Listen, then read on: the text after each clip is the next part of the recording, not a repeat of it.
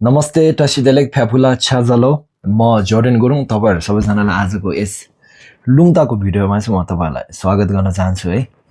र सर्वप्रथम म के भन्न चाहन्छु भने मलाई रुगा लागिराखेको छ कि त्यसको लागि माफी पाऊँ है। र अब लुङता भनेको यस्तो हो, अब हामीले देखेकै हो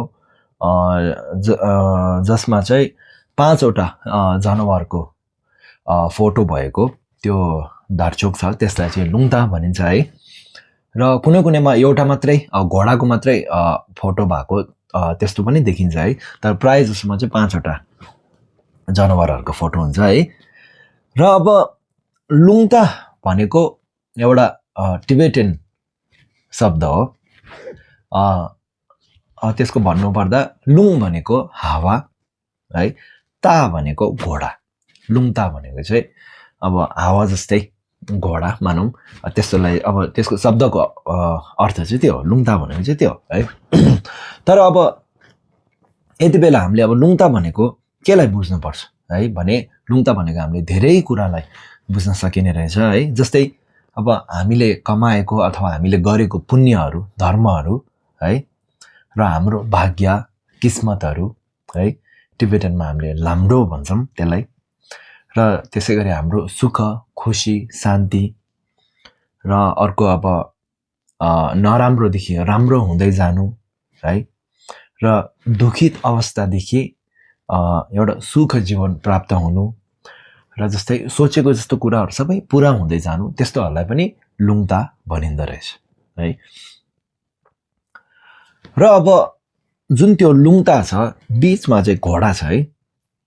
अब त्यो लुङताभित्र भएको घोडाले के जनाउँछ भन्दाखेरि हामीले सोचेको, देखेको, चाहेको कुराहरू सबै पुरा हुने जनाउँदो रहेछ है। र त्यसैले यो लुङतालाई चाहिँ हामीले आफ्नो घरमाथि अथवा अग्लो ठाउँहरूमा है, जस्तै हामीले पहाडहरूमा गएर, जङ्गलहरूमा गएर लगाउने गर्छौँ है। त्यस्तो गर्यो भने चाहिँ हाम्रो जीवनमा सुख शान्ति छाइने है, किस्मत राम्रो हुने, सोचेको कुराहरू अनि पुरा हुने त्यस्तो फाइदाहरू छन् है। र अब अघि मैले भने चाहिँ लुङता यानी त्यो बीचमा चाहिँ घोडा छ, र घोडाको माथि चाहिँ नुर्बु भनिन्छ टिबेटनमा, नेपालीमा मनी भनिन्छ यसलाई, मनी है, मनी भनिन्छ यसलाई है। र त्यो नुर्बुले चाहिँ के जनाउँछ भन्दाखेरि हामीले सोचेको र हामीले मागेको कुराहरू पुरा हुने जनाउँछ है। र घोडाले के जनाउँछ भन्दाखेरि त्यो जुन हामीले मागेको, सोचेको कुराहरू चाहिँ छिटोभन्दा छिटो, चाँडोभन्दा चाँडो पुरा हुने जनाउँछ है त। र अब अर्को कुरा, अब यो लुङता भनेको चाहिँ अब हामीले कति बेला लगाउने है भन्दाखेरि चाहिँ लोसारतिर लगाउने गर्छौँ हामीले प्राय जस्तो है। अब लोसार यानी अब नयाँ साल मा चाहिँ अब हामीले लुङता लगाउने। अब यदि पहिले नै हामीले लुङताहरू लगाएको छौँ भने चाहिँ त्यो पुरानो लुङताहरूलाई निकालेर, जस्तै अब लोसारमा हामीले नयाँ लुगा लगाउँछन् नि त हैन, त्यसै गरी लुङता पनि आफ्नो घरमाथि नयाँ लुङता लगाउने है। र पुरानो त्यो लुङतालाई चाहिँ जथाभावी नफ्याँक्ने है, एउटा सफा जग्गामा जलाउने हैन। र धारचोकहरू पनि लगाउने गर्छौँ है। अब त्यो नयाँ लुङता लगाउनु, धारचोकहरू लगाउनु बेला चाहिँ हामीले सकेसम्म साङको पूजाहरू गर्ने है, लामाहरू बोलाएर हुन्छ, अथवा सकेसम्म लामाहरू बोलाउनु है, नभए अब आफैले पनि घरमा साङ बालेर है, पूजा गरेर।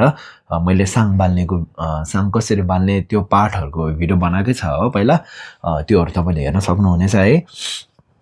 र त्यसरी चाहिँ साङहरू बालेर पूजापाठ गरेर चाहिँ हामीले नयाँ धारचोक, नयाँ लुङताहरू लगाउने है त।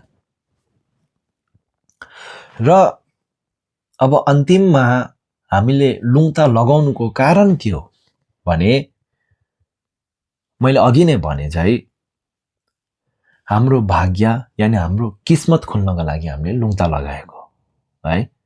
र हाम्रो जीवनमा धेरैभन्दा धेरै सुख र शान्ति आउनका लागि हामीले लुङ्दा लगाएको हो।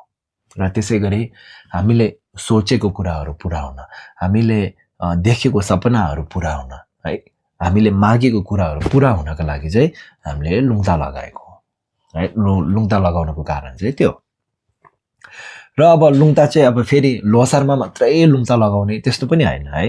अब वर्षमा तपाईँले दिनहरू हेरेर, राम्रो दिनहरू हेरेर वर्षमा 2-3 पटक पनि तपाईँले 2-3 चोटि पनि तपाईँले लुङ्दाहरू लगाउन सक्नुहुनेछ, लुङ्दाहरू फेर्न सक्नुहुनेछ, है। र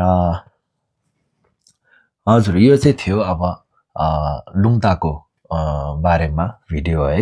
लुङ्दा भनेको के हो, लुङ्दा लगाएको फाइदा के छ, लुङ्दा कति बेला लगाउने, है, त्यसको भिडियो थियो। र भिडियोको अन्तिमसम्म हेरिदिनु भएकोमा धन्यवाद, है।